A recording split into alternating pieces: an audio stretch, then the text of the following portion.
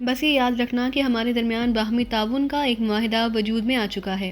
کیسا معاہدہ؟ اس نے حیرانگی سے کہا۔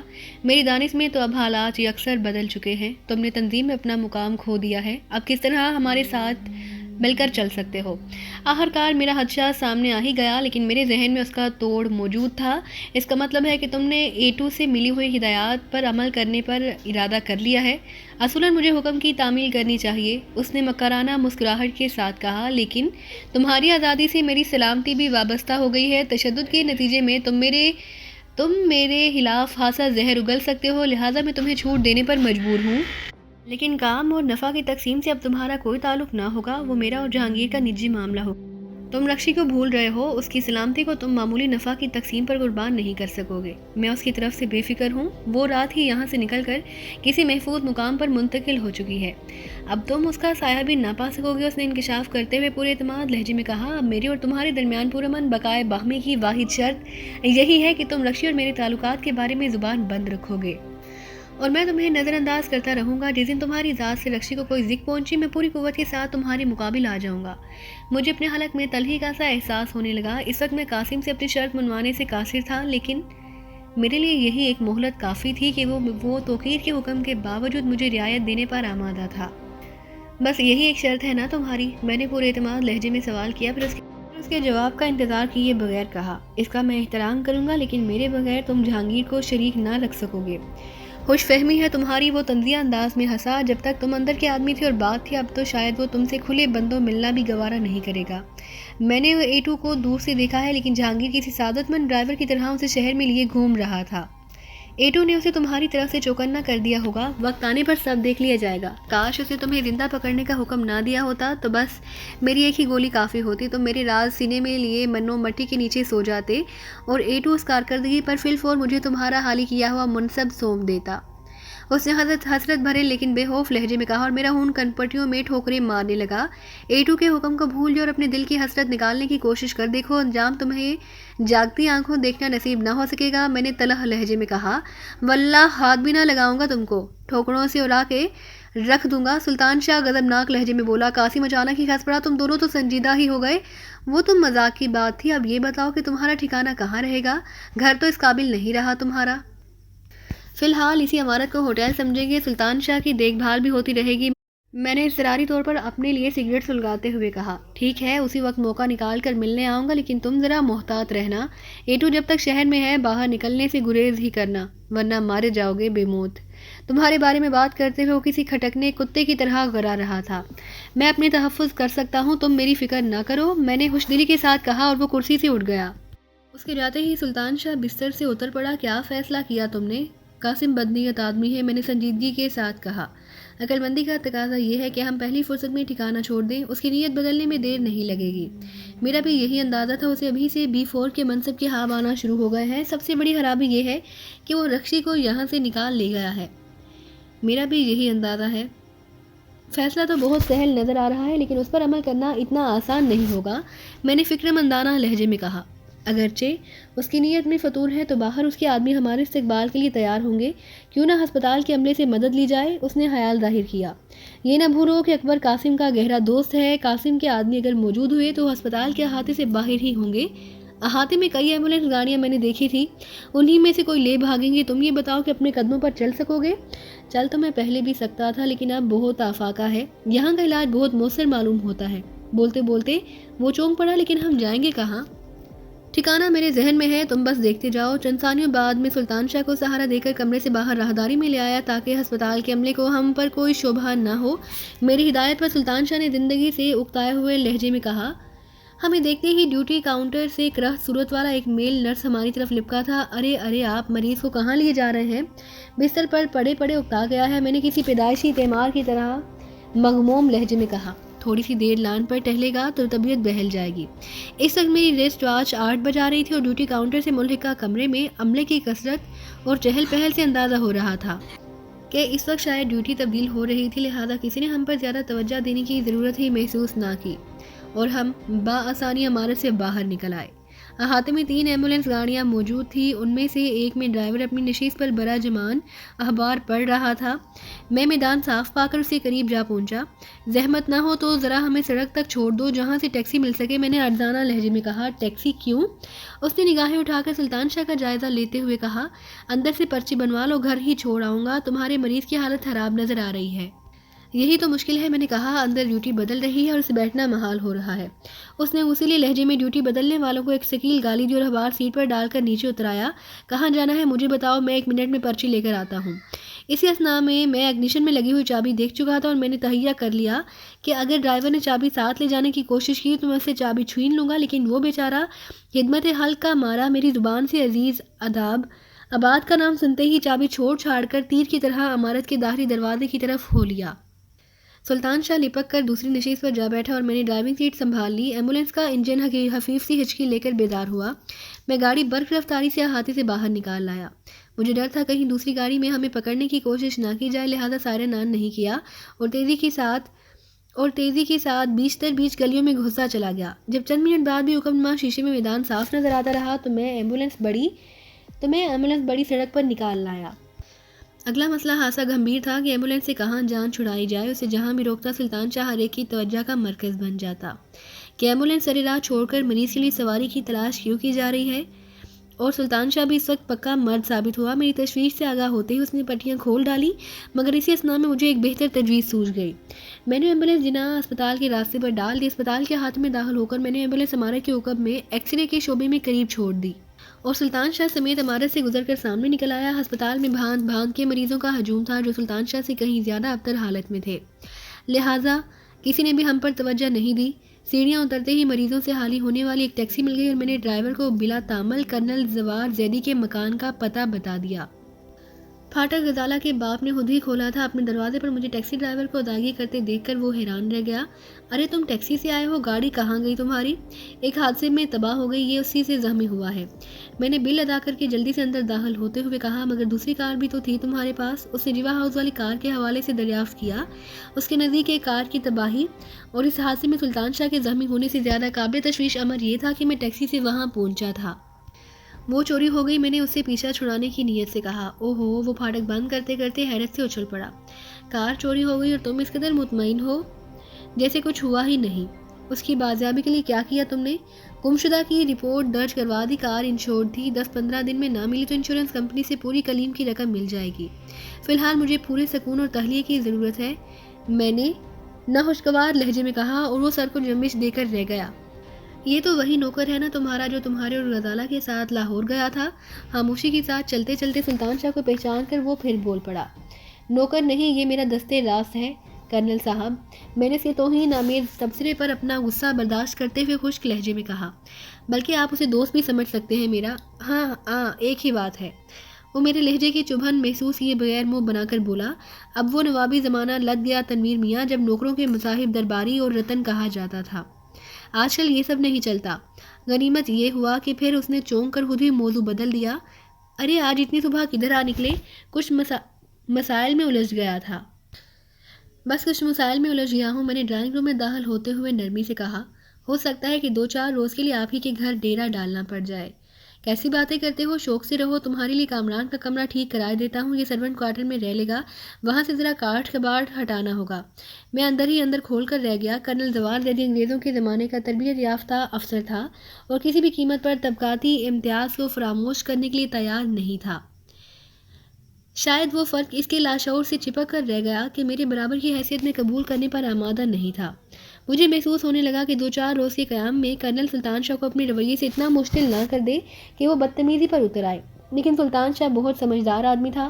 اس نے میرے چہرے پر شدید قسم کی ناگواری کے تاثرات بھانپ لیے اور بات سنبھالنے کے لیے فوراً ہی دخل دے بیٹھا۔ کوئی فرق نہیں پڑتا، سرونٹ کوارٹر کی صفائی میں وقت دقت ہوئی تو میں باہر ہی کوئی جگہ بنا لوں گا، تم دونوں میری فکر نہ کرو۔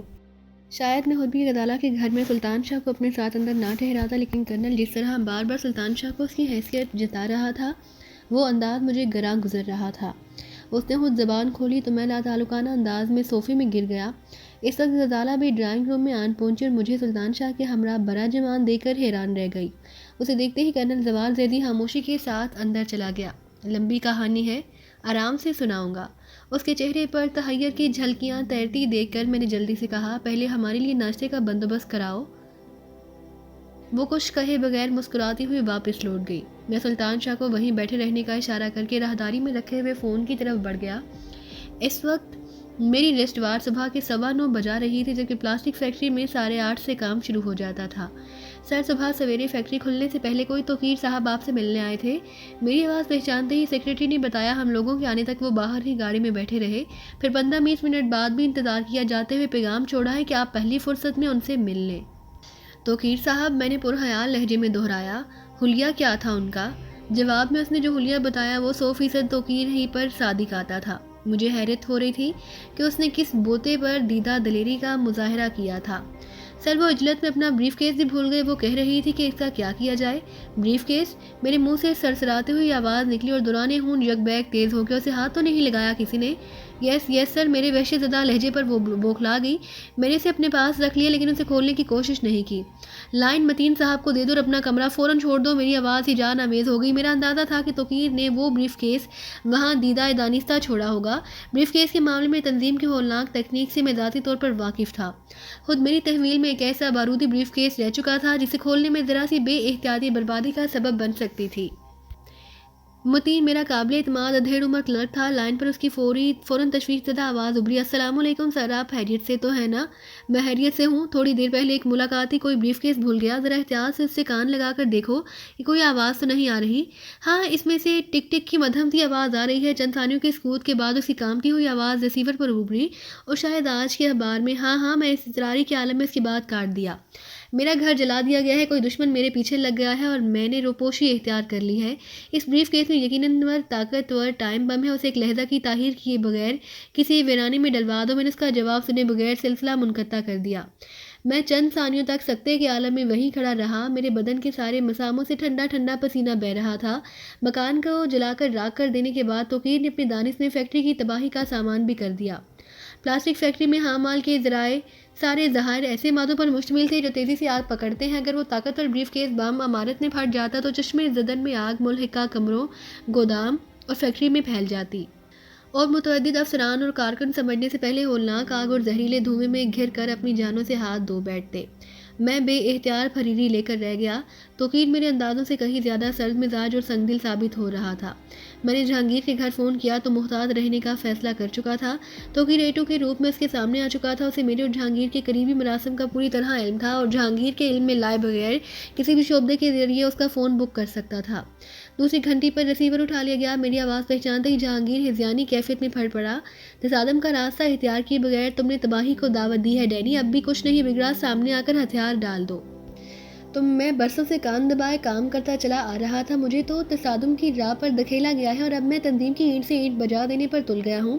ایٹو کو تم جلد ہی میری ٹھوکروں میں سی سکتا دیکھو گے، میں نے مضبوط لہجے میں کہا۔ میری سمجھ میں نہیں آ رہا کہ اس سے محفوظ رابطے کے بارے میں کس طرح دریافت کروں کہ ایٹو کو بھنک بھی نہ مل سکے۔ تم کتے کی موت مار دیے جاؤ گے ڈینی، اس کی آواز فرتے خوف سے واضح طور پر لرز رہی تھی۔ پورے شہر میں تمہاری تلاش جاری ہے، مکان جلا دیا گیا، فیکٹری بھی تباہ ہو چکی ہوگی، بھرپور تنظیم کے سامنے تم زیادہ دن نہیں بک سکو گے۔ کوڑی کوڑی سے محتاج ہونے کے بعد ایک دن کسی پاگل کی طرح موت کو پکارتے ہوئے سڑکوں پر نکل آؤ گے۔ مجھے خوشی ہے کہ میں نے تمہارے بزدل اور پردہ نشین ایٹو کو سامنے آنے پر مجبور کر دیا، میں نے زہریلے لہجے میں کہا۔ آج تک وہ اپنے محکموں کے ذریعے دشمنوں کا شکار کیا کرتا تھا لیکن میرا مقابلہ وہ خود کر رہا ہے۔ مہمان بن کر میزبان کے مکان کو آگ لگانا دلیری نہیں بزدلی ہے۔ اس نے فیکٹری میں بریف کیس چھوڑا تھا، وہ کسی ویرانے میں ہی پھٹ سکے گا اور وہ ان اطراف میں بھی نہ پھٹ سکے گا۔ میں نے پورا حفاظتی بندوبست کر لیا ہے۔ آج شام 7 بجے کے بعد مجھے فون نہ کرنا، میں وہ تمہارے گھر لا رہا ہوں۔ یہ ہرگز نہیں چاہوں گا کہ ان قصوں کی بھنک اس کے کان میں بھی پڑے۔ تھوڑی سی توقف کے بعد میں نے اس کی ترش آواز سنائی اور اس کی عقل مندی پر میرا دل خوش ہو گیا۔ مجھے معلوم تھا کہ اس کی بیوی سلمیٰ پچھلے 3 دن سے کراچی میں موجود اپنے کسی اکلوتے رشتہ دار کے گھر میں گئی ہوئی تھی۔ گو گھر پر مجھے کبھی رجوع کرنے کی ضرورت پیش نہیں آئی تھی لیکن اپنی طرف سلمیٰ کے جھکاؤ اور اسے نوک جھوک کے باعث مجھے وہاں کا فون نمبر بھی معلوم تھا۔ جہانگیر نے مجھے جتا دیا کہ شام کو وہ اپنی بیوی کو لینے جائے گا، اگر میں چاہوں تو اس سے بے خوف و خطر اس جگہ بات کر سکتا ہوں۔ کم از کم اتنا تو بتا ہی دو کہ میرے گھر کو آگ لگانے کے بعد اب وہ کہاں مقیم ہے۔ میں نے گفتگو کو قدرتی رنگ دینے کے لیے خوش آمدانہ لہجے میں کہا، ان باتوں کو بھول جاؤ ڈینی، تم اپنے دوستوں کی صفائی میں سے نکل کر دشمنوں میں مل گئے ہو۔ یہ یاد رکھنا کہ اب میں خود بھی تمہاری جستجو میں ہوں، اور اگر تم راہ راست نہ آئے تو برسوں کی رفاقت کے حوالے سے مجھے تمہارے انجام پر دکھ ہوگا۔ زیادہ دکھ ہو تو درویشی مراہم لگا لیا کرنا۔ ہادی کے ساتھ ہونی تکلیف میں بھی اکثیر کا حکم رکھتا ہے، ایٹو کو بھی حادثہ فاقہ ہوگا، میں نے زہریلے لہجے میں کہا، اور دوسری طرف سے یکلا ریسیور کریڈل پر ڈال دیا گیا۔ پھر میں نے دوبارہ فیکٹری کا نمبر ملایا تو لیڈی سیکرٹری کی آواز سے سراسیم کی ٹپک رہی تھی۔ میری ہدایت پر اس نے لائن فوراً ہی متین کو منتقل کر دی۔ وہ بریف کیس میں نے بھجوا دیا ہے سر۔ وہ فوراً ہی بولنے لگا۔ ہاکس بے کے راستے میں بہت بڑا ویرانہ ہے، فیکٹری سے وہی جگہ قریب ترین تھی۔ صبح جلے ہوئے مکان کی تصویر دے کر مجھے محض شبہ ہوا، لیکن آپ کی تائید نے سب کو فکر مند کر دیا ہے۔ آخر وہ کون لوگ ہیں جو آپ کی جان کے ساتھ مال کا بھی دشمن ہو رہا ہے؟ کوئی سامنے آئے تو پتہ بھی چلے متین صاحب، میں نے کہا۔ بظاہر کوئی بلیک میلر ہے، 3 دن قبل فون کر کے 6 لاکھ روپے طلب کیے، جس کا کوئی جواز نہیں تھا۔ میرے انکار پر اس نے بس اسی قدر کہا کہ 2 روز میں مطلوبہ رقم فراہم نہ کی گئی تو گھر سے کاروبار تک ہر طرف بربادی ہی بربادی نظر آئے گی۔ لیکن اخبار میں تو کسی قاتل اور اسمگلر کے حوالے سے خبر شائع ہوئی ہے سر۔ اس کا لہجہ تحیر آمیز تھا۔ فی الحال میری عقل معاف ہو کر رہ گئی ہے، تم میری جانب سے پولیس میں رپورٹ درج کرا دو، موقع ملنے پر میں اعلیٰ حکام سے خود مل لوں گا۔ ہو سکے تو فیکٹری پر پولیس کے مسلح گارڈ لگوا لو، لیکن رپورٹ میں بریف کیس کا ذکر نہ کرنا۔ بریف کیس کا معاملہ تو میری ذات تک محدود ہے، لیکن جہاں وہ پھینکا جائے گا وہاں اگر کوئی شدید دھماکہ ہوا تو فیکٹری میں بات ضرور پھیلے گی۔ ویسے بھی لوگ بریف کیس کو یوں پھینکوائے جانے پر چہ میں گویاں کر رہے ہیں۔ پھر یہ قصہ بھی بتا دینا، اس طرح پولیس گارڈ آسانی سے مل جائے گی۔ فیکٹری میں اپنے چوکیداروں کی تعداد بھی بڑھا دو، کوئی بھی مشکوک آدمی نظر آئے تو بے درہی گولی چلا دیں، اور ہاں، توقیر کا نام بتانے کی کوئی ضرورت نہیں۔ آپ فکر نہ کریں، میں سب معاملات سنبھال لوں گا، لیکن ضرورت پڑنے پر آپ سے کہاں رابطہ ہو سکے گا؟ میں شہر ہی ہوں، لیکن ٹھکانے بدلتا رہوں گا، تم فکر نہ کرو، میں خود ہی روزانہ بات کر لیا کروں گا۔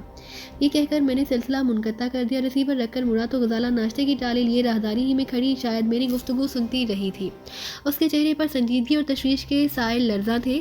مجھے پہلے ہی اندازہ ہو گیا تھا کہ کوئی بڑی گڑبڑ ہے، ورنہ آپ ہمارے گھر کا رخ ہرگز نہیں کرتے۔ فوری طور پر یہی ایک محفوظ ٹھکانہ سجھائی دیا، شہر میں بس آنکھیں بند کر کے ادھر ہو لیا۔ میں نے ڈرائنگ روم میں داخل ہوتے ہوئے کہا۔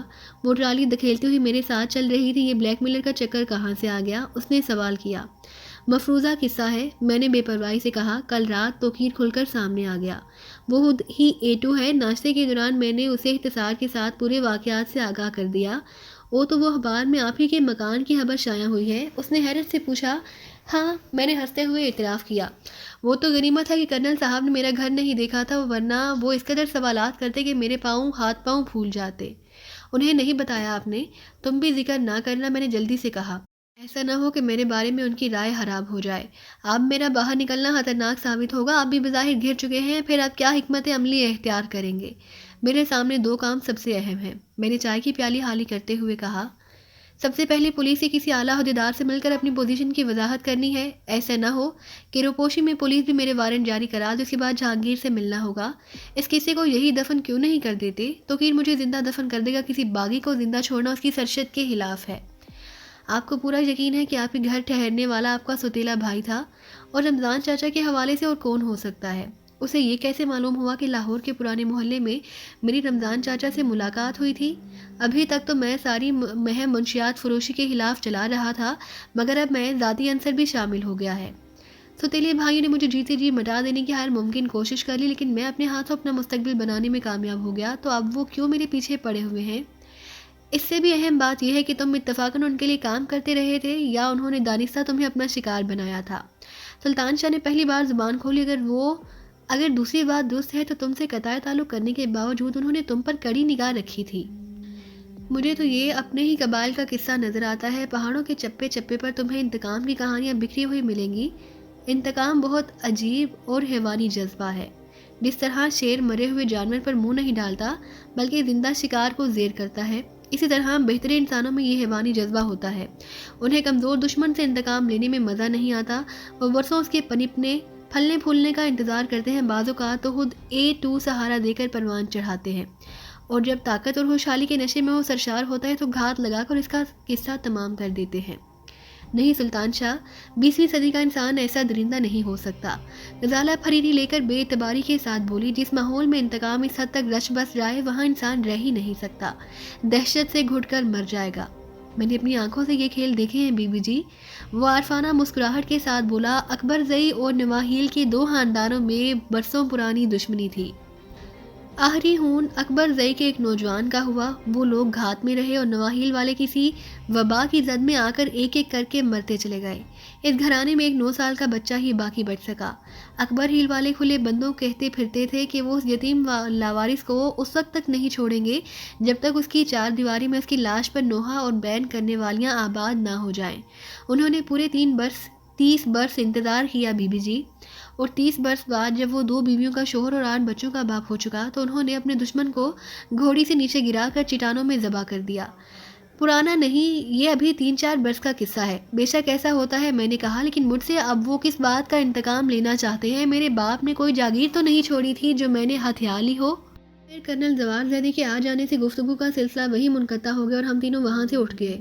کہاں جا رہے ہو؟ کرنل زوار زیدی نے مضبوطی کے ساتھ میرے شانے پر ہاتھ مار کر سوال کیا۔ سرونٹ کوارٹر صاف کرائیں گے، میں نے ہلیکانہ مسکراہٹ کے ساتھ کہا۔ یہ زخمی ہے، اسے آرام کرنے کی ضرورت ہے۔ تو دوستو، یہ تھی ہماری آج کی کہانی۔ امید کرتے ہیں کہ آپ کو یہ ویڈیو پسند آئی ہوگی، لیکن جانے سے پہلے ہماری ویڈیو کو کیجیے لائک اور شیئر کرنا مت بھولیے، اور اسی کے ساتھ کومنٹ کر کے ہمیں بتائیے کہ آپ کو یہ کہانی کیسی لگی۔ اور اگر ابھی تک آپ نے اس چینل کو سبسکرائب نہیں کیا تو اس چینل کو کیجیے سبسکرائب اور بیل آئیکن دبا کر آل نوٹیفیکیشنز آن کر لیجیے۔